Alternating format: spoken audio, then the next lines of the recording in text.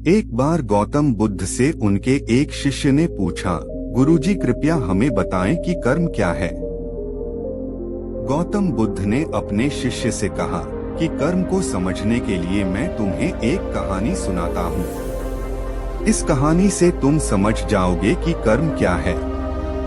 बुलंदशहर का राजा घोड़े पर बैठकर अपने राज्य का भ्रमण कर रहा था। चारों तरफ भ्रमण करने के बाद वह एक दुकान के सामने आकर रुक गया। रुकने के बाद राजा ने अपने मंत्री से कहा कि मंत्री जी मालूम नहीं क्यों लेकिन लगता है कि इस दुकानदार के लिए कल ही फांसी की सजा सुना दूं, इसे मृत्युदंड दे दूं। मंत्री राजा से इसका कारण पूछ पाते इससे पहले राजा आगे बढ़ गए। मंत्री ने इस बात का कारण पता करने के लिए अगली सुबह भेष बदली और आम जनता का रूप लेकर दुकानदार के पास जा पहुंचा। दुकानदार चंदन की लकड़ी बेचने का काम किया करता था। मंत्री ने दुकानदार से पूछा कि उसका काम कैसे चल रहा है। तब दुकानदार ने बताया कि उसका बहुत बुरा हाल है।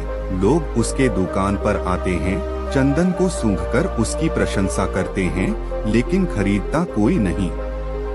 मैं सिर्फ इसी इंतजार में बैठा हूँ कि कब हमारे राज्य के राजा की मृत्यु हो और उनके अंत्येष्टि में मुझसे बहुत सारे चंदन की लकड़ी खरीदी जाएगी और शायद वहाँ से मेरे व्यापार में बढ़ोतरी होनी शुरू हो जाए।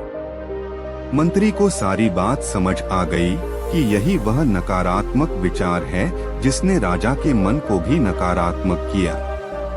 वह मंत्री बहुत बुद्धिमान था। उसने सोचा कि मैं आपसे थोड़ी चंदन की लकड़ियां खरीदना चाहता हूँ। यह सुनकर दुकानदार भी खुश हुआ और उसने सोचा कि चलो कुछ तो बिका। उसने चंदन की लकड़ी को कागज से लपेटा और अच्छी तरह पैकिंग करके वह लकड़ी मंत्री को दी। मंत्री अगली सुबह चंदन की लकड़ी लेकर राजा के दरबार में पहुँचे और राजा से कहा कि महाराज वह जो दुकानदार है उसने आपके लिए तोहफे के रूप में चंदन की लकड़ी भेजी है। यह सुनते ही राजा बहुत खुश हुए और मन ही मन सोचने लगे कि मैं बेकार में उस दुकानदार के बारे में गलत बातें सोचा करता था। उसने चंदन की लकड़ी को हाथ में लिया।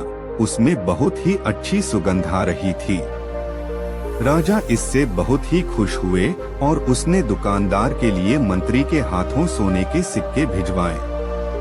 उसी आम जनता का रूप लेकर मंत्री अगले दिन सोने के सिक्के के साथ दुकानदार के पास पहुंचा। दुकानदार बहुत खुश हुआ और उसने सोचा कि मैं राजा के लिए कितनी गलत बातें सोचा करता था। राजा तो बड़े ही दयालु हैं। ये कहानी जब खत्म हुई तब गौतम बुद्ध ने अपने शिष्यों से पूछा कि अब आप बताएं कि कर्म क्या है। शिष्यों ने उत्तर देते हुए कहा कि शब्द ही हमारे कर्म हैं। हम जो काम कर रहे हैं वही हमारे कर्म हैं। जो हमारी भावनाएं हैं वही हमारे कर्म हैं। गौतम बुद्ध ने सभी शिष्यों के जवाब सुनने के बाद कहा, आपके विचार ही आपके कर्म हैं। अगर आपने अपने विचारों पर नियंत्रण करना सीख लिया तब आप महान बन जाते हैं। जब आप अच्छा सोचते हैं तब आपके साथ अच्छा होता भी है।